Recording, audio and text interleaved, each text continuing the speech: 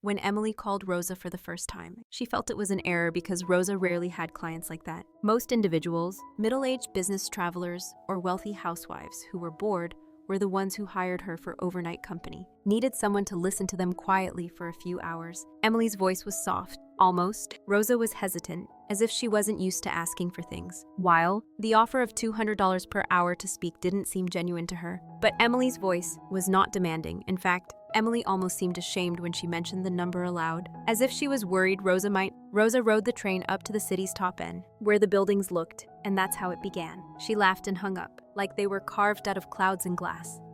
Emily resided in an apartment that was perhaps larger than. Rosa grew up in an apartment building that didn't smell of anything, not even flowers or meals. Emily was standing because it seemed like the air had been filtered too many times, and she had forgotten what it meant to be alive. When Rosa arrived, she was wearing a pale blue robe at the door and appeared younger than Rosa had anticipated, possibly in her mid-20s. A girl with gentle cheeks and light brown hair that seemed to have never been exposed to the sun, the type whose parents probably never told her no, but she also never paid much attention. Emily grinned, but it didn't reach her eyes, so Rosa intervened. Emily gave her a drink despite her nervousness, but Rosa simply requested. Emily poured water as if it were a ritual, her hands trembling just a little. Rosa began to realize that Emily needed company at that point, and for the first hour they just sat in. Quiet jazz music was playing in the living area from a concealed speaker when Emily inquired about Rosa's life without being intrusive. Emily listened as Rosa informed her, like most people did, as if every word counted.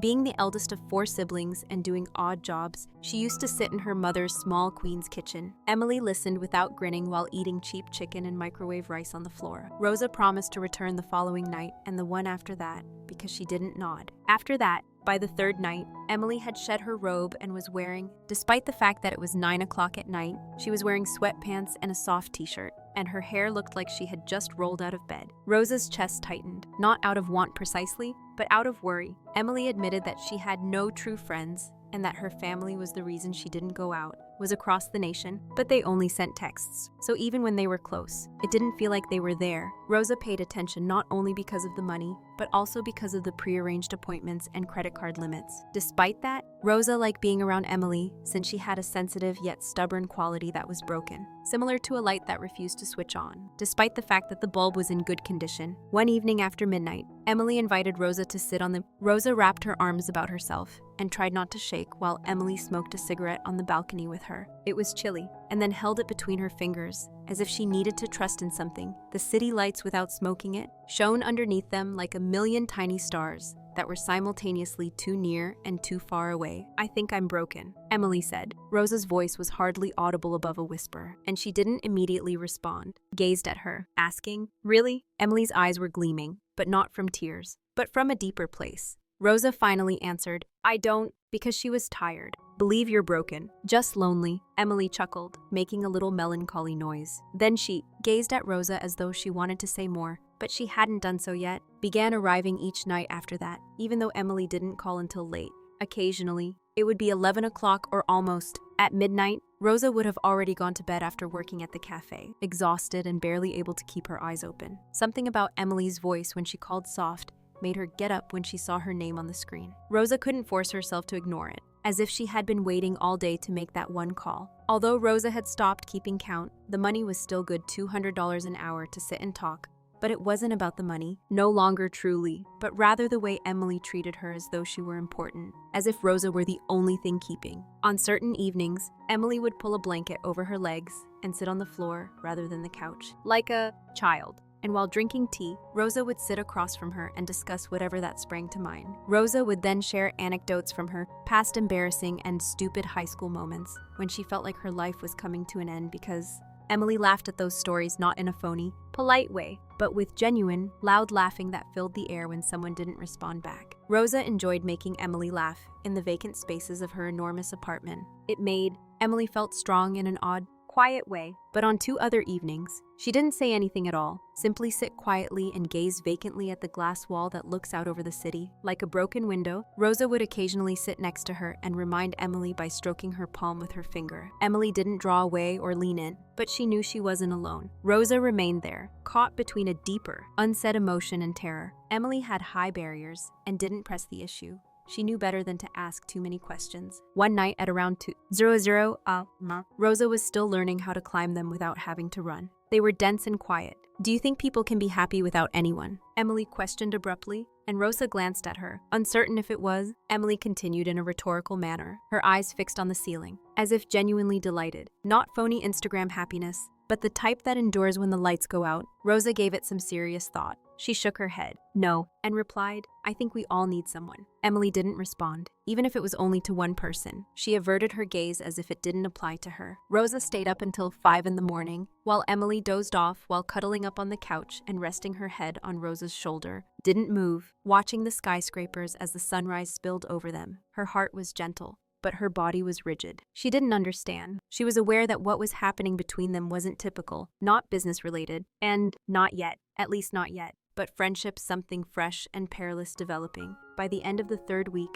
Rosa began bringing small items over a book she liked, her favorite brand. In the silence, she neglected to get Emily after leaving a hair tie on the sink. Rosa never mentioned it. She simply began utilizing those items as though they had always been there. But something was changing. Sensed it in Emily's longer than usual gaze, the way her voice grew softer every night, and the way she began to open up in small chunks. Emily told Rosa about the summer she attended a private school where she didn't fit in. She talked about how it felt, but she didn't mention the therapist her parents had paid for when she nearly fled. To be raised in a mansion but never feel secure there, since her father treated her like a showpiece, and stopped talking. That evening, during yet another extended period of quiet, Emily muttered, "I believe I like girls." Her voice faltered a bit, and Rosa remained motionless while Emily's hand was close by. "I don't know what that makes me," Emily remarked, placing hers on the couch cushion a few inches away. Rosa's heart raced, but Emily stared at her and replied, "It makes you honest." She hadn't reached out yet, looked her, and this time there were actual tears, not quite ones of sadness, but from releasing after expressing something she had been suppressing for too long. Emily replied, "I've never told anyone." "You're the first." Emily grinned. Rosa swallowed hard and nodded. "I'm glad you did." Despite her cries, Rosa stayed tonight and didn't return home the next day. She had never before called in sick to her cafe job in the morning. I watched Emily sleep through the peaceful hours of the morning, cuddled up beneath the duvet like a child. Through the enormous windows, the sun came in softly and goldenly, caressing Emily's face as if it were terrified to wake. Rosa felt something heavy and warm twist inside of her, but she didn't. She was afraid even if she didn't fully understand what it meant, because she had lived her entire life being required by those who took and took. Men with family jobs who believed that being kind meant having something. But Emily wasn't taking anything from her. When Emily woke up, Rosa felt compelled to remain longer, breathe more slowly, and listen more intently because Emily was just there. "You stayed?" Emily asked, blinking drowsily at Rosa and smiling with a gentleness Rosa had never seen before. Rosa said softly, "Yes," removing a crumb from the couch cushion. "Didn't feel." Emily got up slowly and stretched before turning to face Rosa, as if she was attempting to commit her words to memory. "You don't. You have to keep coming," Emily remarked abruptly, as if she were trying something new. "You've done more than, but I never paid you for." Rosa's gut clenched. She hadn't even considered the money in days. Emily's gaze fell to her lap. "I want to be here." Why? Rosa hesitated. Then she remarked, "Because you feel real?" After a long silence, Emily said in a whisper, "I don't feel real most days." Rosa was deeply affected and reached out, gently stroking Emily's fingertips. This time, Emily didn't recoil, like someone drowning. Her fingers curled gently around Rosa's grip. The following few days were quiet. Rhythm. Rosa stayed later every night and occasionally didn't go at all. They prepared. Rosa was shown Emily's music collection and her simple meals box, which included macaroni toast, avocado tea, and chocolate. They watched movies until 2 and quarreled over which romantic comedy to watch. And I giggled at how serious Emily was about the sound quality. Had the most satisfying conclusion. Emily began to sit closer till their knees touched there. Every time Rosa's shoulders touched, it felt like a pulse beneath her skin. Emily made an awkward attempt to kiss Rosa in the middle of a question that evening. Rosa stepped back from the dare because Emily appeared afraid, not because she didn't want to. "Don't," Rosa murmured. "Not like that. Not when you're scared," Emily said softly, turning her head away in embarrassment. Seeing that guilt on her face made Rosa's heart ache a little. "I'm not scared of you," Emily murmured Rosa remained silent before saying in a low voice, "I'm afraid of me." Then she said, "It's good to be afraid, but don't lie about it." They held hands instead of kissing that night. Emily talked more about the kind of intimacy that felt more significant than anything physical, hands under the blanket. Then, regarding the girl she surreptitiously observed in high school, and the panic attack she pretended to have in order to avoid prom. When Emily told her mother that she suspected being gay, her mother said, "No, you're just lonely." She was both right and wrong at the same time. But Rosa didn't, so she laughed bitterly. She simply tightened her grip on Emily's hand while she laughed. Emily glanced at her and then asked, "If I told you I liked you or not, would you stay?" Rosa's throat squeezed for companionship as well as comfort. "Yes," she agreed, and she added softly, "I'd stay." Emily leaned in more slowly this time. Rosa remained there the entire time, their lips meeting softly and uncertainly like two secrets. Meeting in the dark, they shared a quiet, careful, and honest kiss before pulling away. With glazed eyes, Emily muttered, "That was my first," and Rosa grinned. "Mine?" Emily rested her head on Rosa's shoulder once more, and they remained there for hours with someone who mattered. They didn't need to say anything as they watched the sky become darker, because something had already altered subtly and totally. Rosa hardly noticed when one day ended, as the days began to melt together like watercolor colors leaking on paper. What started out as a compensated arrangement changed into something that didn't, especially while she was with Emily, possess a name, something. Rosa remembered the first time but was unsure how to express to anyone, least of all herself. Emily kissed her that night. It wasn't fireworks or famished need, but rather something deeper and quieter, like a trapped door opening slightly enough to reveal the interior light. Since then, Emily has subtle changes.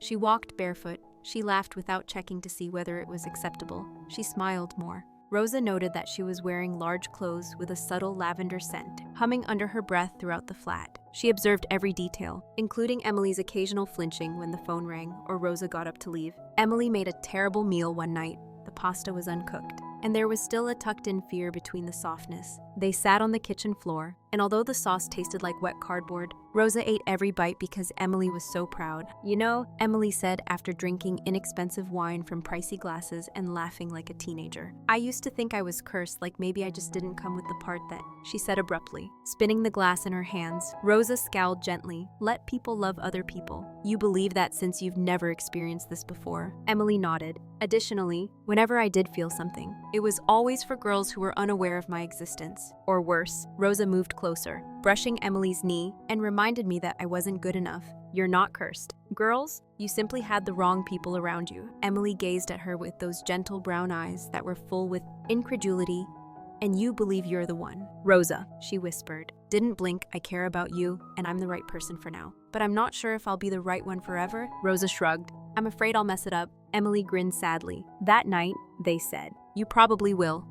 We both might. That's what makes it real." For the first time, they snuggled up in bed together to sleep rather than have sex. Emily muttered in the silence, "You know what's happening," as Rosa hugged her close and felt her heartbeat gradually sync with hers. "Crazy. It's been days since I felt lonely." Rosa kissed Emily's temple and muttered, "That's not crazy, that's love."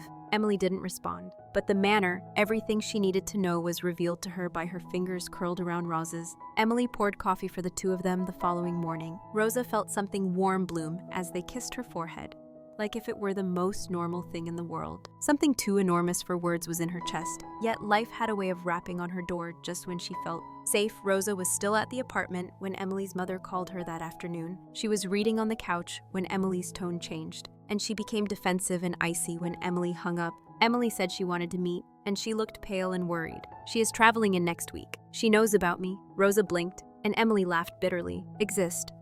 She believes you are my emotional rock." Rosa had a surge of. Emily nodded and stated she had fury in her chest. "Is that what she called me? I'm delighted I finally found someone to talk to." But Rosa doesn't understand. After a brief period of silence, Emily remarked, "Then let her see it. Let her see us exactly how we are, fearful. What if she wrecks it? What if she says something terrible?" "Rosa, then we deal with it together," Emily said, reaching out and holding her face in both hands. "You promise?" she said, leaning into her touch eyes, which were glazed with anxiety. Rosa nodded. "Promise," Emily said. "I guess I love you." When the time read 3:47, Rosa said without hesitation, "I love you too." At that moment, everything changed once more. Emily tried to act normal during the storm-building week before the visit by making coffee and watching movies. Rosa even grinned as they moved to goofy pop tunes while dancing in the living room. But there was a tight spot, and every time Emily glanced at the door, Rosa could sense something clenching in her shoulders. Rosa was not scared of Emily's mother. Instead, she dealt with awful bosses who yelled at tenants and landlords who pounded on doors at midnight, who made fun of her when their lattes weren't flawless. But this woman was different because she had constructed the barriers Emily was kept attempting to dismantle Rosa because she didn't want to battle her and wanted to keep Emily from ever having to do so. Emily got up early on the day of the visit,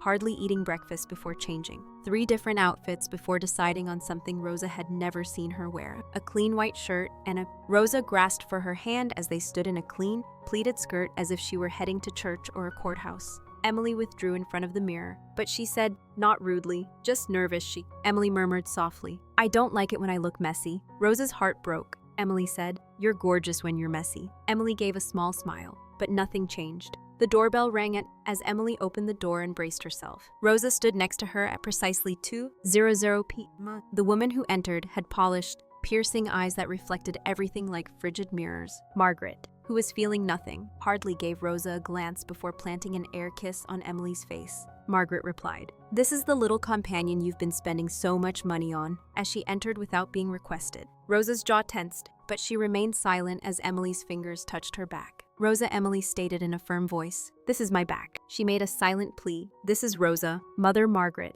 She is my partner, not a friend. The room went. Margaret's lips thinned as she gently turned to face Rosa for the first time. How contemporary, Emily. Margaret laughed bitterly and softly. But Emily didn't flinch. We're together, and I love her. You're lonely and confused, sweetie, and this girl is taking advantage of you. She notices an ATM, Rosa said. I've never taken a step forward, in a calm yet powerful manner. The night Emily informed me she didn't feel invisible around me, I stopped charging her for the dollar she didn't offer. Margaret gave me a poignant eyebrow raise. But you're not the only unfortunate female to... Emily appeared to have been slapped, and Rosa could feel the fire rising in her as she attached herself to a rich person's pain. You see money, she replied, but you don't know your daughter at all. I see a girl who's polite and obedient, who endured every icy word you ever threw, as if it were nothing. Margaret's lips tightened as she regained her breathing, and Emily eventually said, you're making a mistake, trembled. But the words were clear. Maybe I am, but it's mine to make. And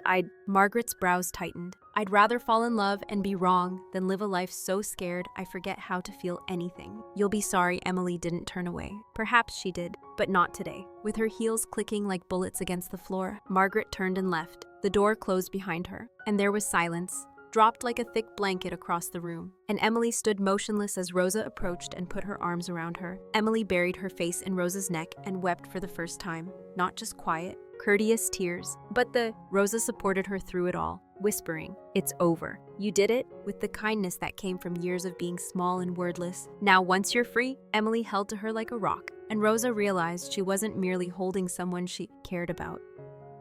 She was holding someone she would fight for no matter what. Over the course of the following few days, Emily moved, yet the apartment was quieter than normal. It wasn't heavy or depressing. Rosa observed it in the slower, more careful manner of someone learning to live in their own skin for the first time. Emily went barefoot on the chilly tile floor without flinching, and she tied her hair up with less effort. She was staring out the window because she thought Margaret hadn't called since, not because she was lost. She left silence, no texts, threats, or phony apologies, and that Rosa, Emily hadn't talked much about the visit, so she didn't need to, but her thoughts were louder than any insult she could have thrown. It was evident in the way she cuddled into Rosa's arms each night and gave her a slightly longer kiss in the morning. Sufficient. But one evening, a warm breeze blew past them as they sat on the balcony once more. When Emily eventually said, I thought I'd feel guilty, she did so through their hair. As she scanned the skyline, Rosa said, for standing up to her. Do you? Emily asked, slowly shaking her head. No, I think I just pulled something poisonous out of me, Rosa grinned. Well, Emily, you ought to have done it years ago. Laid her head against Rosa's shoulder.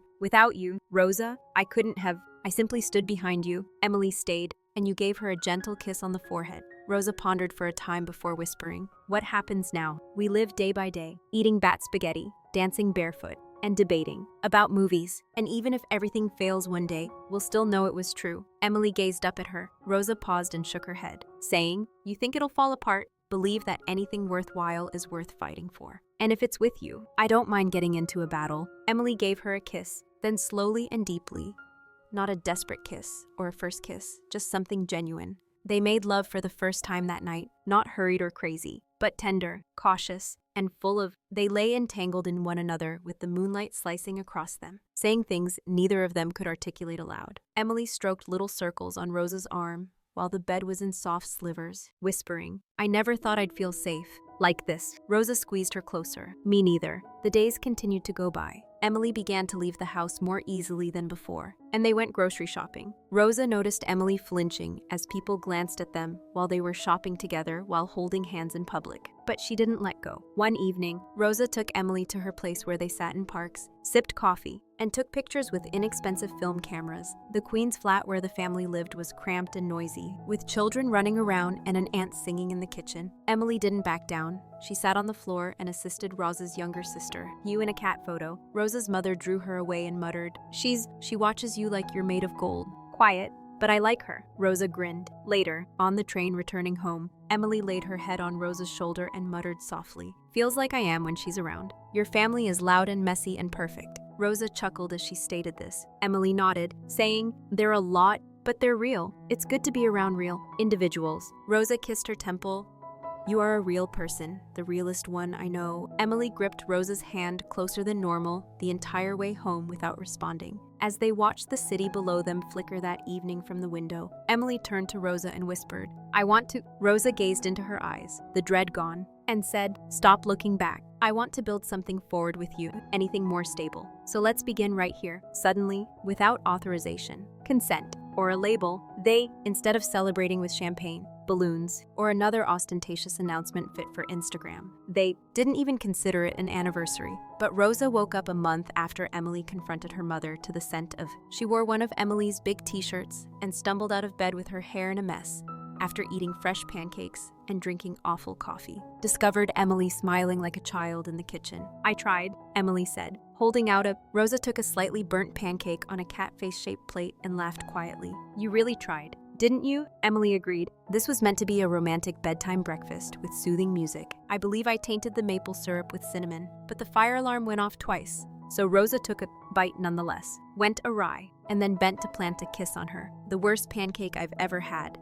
They ate the remainder of breakfast with their legs entangled on the kitchen floor while the sun streamed in through the windows. Rosa never felt more at home as she did that night as they strolled across the city together, unconcerned about whispers or steps. They visited a tiny art display in a repurposed garage. Emily silently rummaged through the fragments, her fingers brushing the canvas and frame's edges as though each one contained a. Behind her, Secret Rosa observed Emily's eyes light up at color. When something moved her, her mouth curled. It appeared as though someone had finally been given permission to feel, and Rosa realized that. I will always remember that. Later, they located a bench outdoors and sat while the city buzzed around them. Emily leaned. You know, she said, sometimes I still wait for it. With Rosa's eyes closed, Rosa looked down as she finished, and Emily shrugged, as if this would wake me up. Be gone, and I'll be back in that chilly apartment by alone. Hearing my mother's voice in my mind as she tells me I'm. Rosa grasped her hand and laced her fingers together. But it's not going to stop there. Emily glanced at her. But until you want it to, I'm not leaving you. Then, with a delicate and lovely look in her eyes, promise. Rosa nodded. On your awful pancakes, my rowdy family, and the entire chaotic city, yes. I swear. Emily grinned before leaning in toward foreheads meeting, and the world's cacophony momentarily subsided that evening. When Emily returned to the apartment, she crossed her arms and stood at the window once more, approached from behind, put her arms around her waist, and gave her a gentle neck kiss before leaning back into her. She said, I want to show you something, and led Rosa out. Emily unlocked the door to a room down the hall that she had never been in before, saying it had always been locked, always avoided. With shaking hands, it was dark and dusty inside, with old paintings, incomplete drawings, photos, and writings. Emily moved to the middle of the space, received a little artwork of two girls holding hands beside a tree. It was gentle and straightforward. I drew this when, Emily remarked. I was 15 at the time, and as soon as I finished, I was terrified that someone would see it and understand it. Rosa took the sketch and softly ran her thumb over the page. She remarked, She looks like you, but the other girl I never knew who was her. Emily glanced up at Rosa's trembling voice and said, I believe maybe it. Rosa didn't say anything. Was it you or someone similar to you who would gaze at me and wish me to be someone else? Didn't have to. She simply drew Emily in and gave her a kiss as if it were her first time kissing someone. Slow was filled with memories, and meaning Emily returned her kiss with the same silent intensity, and she muttered, You make me feel, as they parted ways. Rosa grinned against her lips, as if she had never been wrong to desire what she wanted. You simply waited for the proper person to tell you that you are enough. And Emily with all her history, suffering, and shattered parts. And at last, they believed it. That night, The rain came down heavily, with thick drops hitting the... Rosa and Emily sat on the couch with a single blanket and listened to the glass like the sky had something to say. They were surrounded by a storm, but it didn't feel dangerous. Rather, it felt purifying, as if the city itself were washing away months. Emily laid her head on Rosa's shoulder and closed her eyes in the silence and dust. Do you ever consider how bizarre this whole situation is? Rosa's fingers traced patterns languidly on her wrist. Emily inquired. Rosa gently cocked her head, saying, "How strange." Without opening her mouth, Emily grinned. "Gaze, that you showed up at my door for money, and now you're the reason I wake up wanting to live." Rosa was silent. She gave Emily a quick kiss on the top of her head and muttered, "Yeah, it's weird, but the best things generally are." After opening her eyes, Emily turned to face Rosa and asked, "What should we do now that?" Rosa smiled. "We live. We make mistakes. The drama is finished. The tears have dried up. The mother's storm has passed. And the confessions have been made. Pancakes, a kiss in the rain, a disagreement over music, a freezing bedroom, and fall, even when it's too hot. We still hold hands while sleeping and do all the dull, lovely things that lovers do." Emily, I'm afraid of boring. Rosa moved toward her, but it cracked a little at the end. Why? Emily looked down. Because boring indicates that it's genuine, which implies it may break.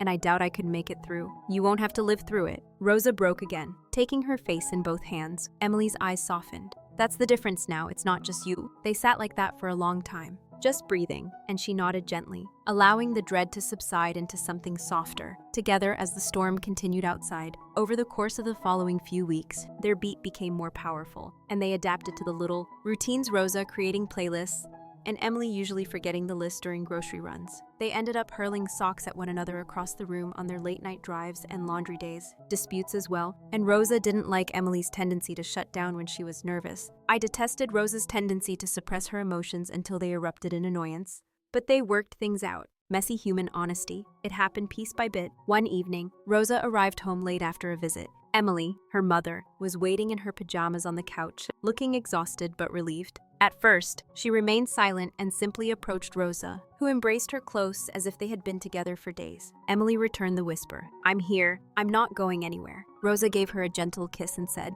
"That's because I missed you too much for one day. How do I know it's love? Missing you makes me thankful rather than nervous. Have someone to miss." Rosa caught Emily's silent tears with her thumbs, and that night they made love once more, not in a hurry or with hesitation, but with a patient desire, as if they had now realized what it meant to be selected. Emily was wrapped up in the lengthy shadows created over the bed by the daily morning light that seeped through the curtains. "I've been thinking," that Rosa lifted an eyebrow when she turned to face me, blinking drowsily. Emily grinned, ever dangerous eyebrow. "I want us to create a life that is ours, not..." Rosa kissed her shoulder. "And then let's decide whether it was something my family planned or something we happened to fall into." Emily rolled her face gravely but tenderly as she picked it out brick by brick. "Would you, really, live in with me? Don't just scuttle in and out. I want your..." Rosa smiled heartily as she said, "I want to wake up to your ugly snore and your bad taste in cereal." Emily exclaimed, "That's my grandma's favorite, only provided we remove that eerie artwork from the corridor." Emily gave Deal a nod,